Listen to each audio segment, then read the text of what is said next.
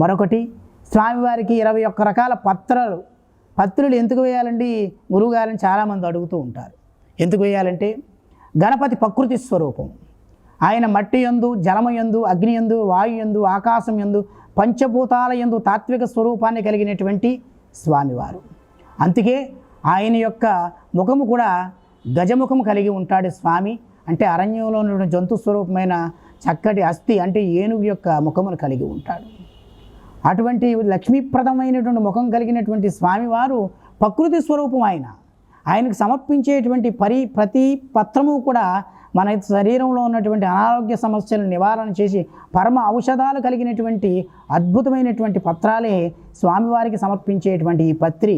అందుకే అటువంటి పత్రితో స్వామివారిని ఆరాధన చేయడం ద్వారా మెరుగైనటువంటి ఆరోగ్యకరమైన వాతావరణం మనకి ప్రకృతి యందు లయమవుతుందనే ఉద్దేశమే ఈ భాద్రపద మాసం యందు వాతావరణం అంతా కూడా చెరువులు, కుంటలు, సముద్రము, నదులు, కాలవలు అన్నీ కూడా పరిపూర్ణమైనటువంటి నీటితో నిండి ఉండి ఎర్రటి నీరు కలిగి ఉండడం వలన ఈ భాద్రపద మాసంలో గణపతిని ఆరాధన చేసి స్వచ్ఛమైన మట్టిని లయం చేసి స్వామివారి ఆరాధనకు ఉపయోగించినటువంటి ఔషధాలు కలిగినటువంటి 21 రకాల పత్రాలను ఈ నీళ్ల యందు నిమజ్జనం చేయడం ద్వారా స్వామివారిని ముందు ఆవాహన చేసి ఉద్వాసన చేసిన తర్వాత ప్రతిమను మాత్రమే నిమజ్జనం చేస్తాం. మనం ప్రతి ఒక్కరూ గమనించవలసిన విషయం, గణపతిని నిమజ్జనం చేయమండి ఎక్కడ, ప్రతిమని మాత్రమే.